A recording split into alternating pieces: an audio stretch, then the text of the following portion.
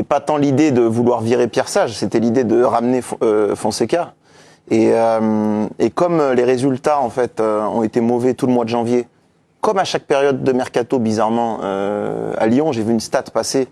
Pierre Sage, il gagne 36% de ses matchs en période de mercato et 70% hors période de mercato. Ça veut bien dire qu'il y a des agents un peu déstabilisateurs pendant les périodes de mercato parce que l'effectif bouge beaucoup, etc.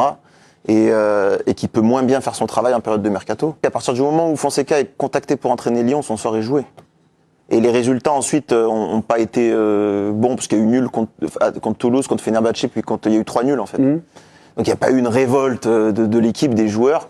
Et à partir de là, c'était plus facile, entre guillemets, de prendre cette décision. Bon, une décision qui est quand même largement impopulaire.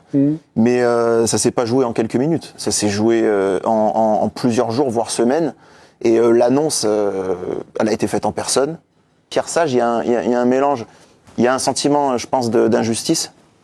Parce que il sait qu'il a un bon bilan et il pensait, comme il l'a déjà fait, qu'il était capable de renverser encore la situation et de remettre l'équipe sur les bons rails et de la qualifier pour la Ligue des Champions parce que c'était l'objectif du club. Mais il y a aussi de la gratitude parce qu'il sait que sans Textor, il serait probablement jamais sorti du centre de formation et aujourd'hui, il est un vrai entraîneur de Ligue 1 qui, je pense, pourra rebondir vite.